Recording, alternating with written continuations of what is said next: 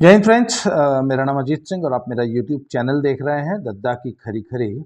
मुझे सब लखनऊ आए हुए 3 दिन हो गया है और मैं उत्तर प्रदेश की चुनावी मूड माहौल हवा भांपने की कोशिश कर रहा हूं।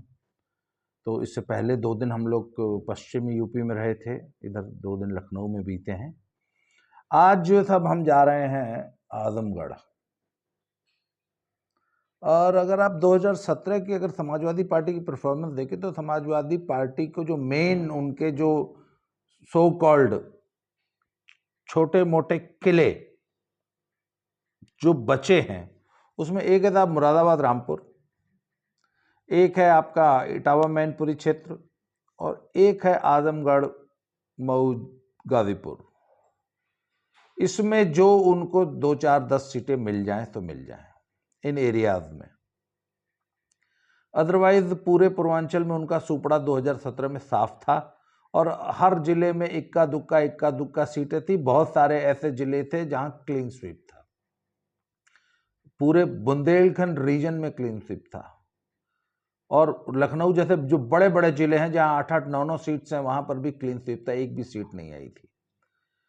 तो अभी तक जो मैंने चुनावी माहौल देखा है तो मुझे कहीं भी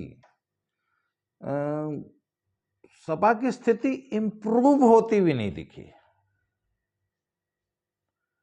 और मुझे ऐसा लग रहा है कि 2017 की तुलना में ये नीचे ही जा रहे हैं। मैं आपको बताऊं 2017 में ईस्टर्न यूपी में ना 102 सीटें हैं, उसमें से सपा ने जीती थी कुल 13 सीट, बसपा ने जीती थी 8 सीट और भाजपा ने अपना दल के साथ मिलकर जीती थी 69 भाजपा की, 7 अपना दल की था। तो ये 76 सीट थी साहब एनडीए की पूर्वांचल में। तो पूर्वांचल की क्या माहौल है, क्या है, ये मैं आज जा रहा हूं और आपको देख के बताऊंगा। और मुझे ऐसा लगता है कि पश्चिम में और बीच में रोहिलखंड और ये पूरा देखने के बाद मुझे तो ये समझ में आ रहा है कि अगर थोड़ी बहुत होप अगर कुछ बची है तो वो सिर्फ आजमगढ़ और इस तथाकथित पूर्वांचल में है। सपा को यदि कुछ मिल सकता है तो, अदरवाइज सपा का बहुत बुरा हाल है। पश्चिम का यह हाल है साहब कि पश्चिम में कुल 76 सीटें हैं साहब और 2017 में 76 में से 66 भाजपा ने जीत ली थी। बची हुई 10 में 4 सपा, 3 बसपा, 2 कांग्रेस। कांग्रेस की 2 सीट सहारनपुर जिले से आई थी, नरेश सैनी साहब और एक मसूद अख्तर। नरेश सैनी आज बीजेपी से लड़ रहे हैं और अपनी सीट पक्का निकाल लेंगे बीजेपी से।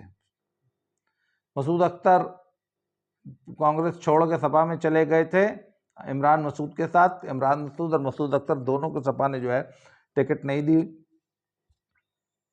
मुझे नहीं लगता कि इस बार कांग्रेस का खाता सहारनपुर में खुलेगा, या मुझे तो ये भी पूरा डाउट है कि यूपी में भी कहीं खुलेगा। सिर्फ एक जो वो प्रमोद तिवारी की बेटी है रामपुर खास से, जिला प्रतापगढ़ में एक सीट पड़ती है, उसमें अगर वो जीत जाए तो जीत जाए। अदरवाइज मुझे तो इस बार कांग्रेस का भी मुझे लगता है 1 2 सीटों पर सिमटने जा रही है सब। और कल हम लोग लखनऊ में जायज़ा ले रहे थे। लखनऊ सीट में भी इस बार भी मुझे लगता है क्लीन स्वीप ही होने जा रहा है और कहीं से जीतना तो दूर की बात है, किसी भी सीट पे लोग इतना भी नहीं कहने को तैयार है कि कम से कम सपा फाइट में हो। जीते ना जीते अलग बात होती है, कम से कम कायदे से लड़ रही हो। तो फाइट में होने का भी कहीं से कोई चिन्ह मुझे लखनऊ पूरे शहर में या लखनऊ रीजन में नजर नहीं आया। इस बार भी लखनऊ में क्लीन स्वीप होने जा रहा है। तो फिर जैसा कि मैंने ले दे के बताया, अब मुरादाबाद रामपुर में क्या करेंगे, ये तो अब वहाँ की मुस्लिम बेल्ट है, उसमें कहाँ कैसा पोलराइजेशन होता है, क्या होता है। आजम खान जेल में है, उनके बेटे अब्दुल्ला प्रचार कर रहे हैं, क्या कर पाएंगे। और आजम खान के खिलाफ भी मुझे बहुत सारे मुसलमानों में भी कोई पॉजिटिव वो नहीं दिखाई दी, कोई सेंटिमेंट आजम खान के पक्ष में नहीं दिखाई दिया। बहुत से मुसलमान आजम खान के विरुद्ध बोलते नजर आए थे।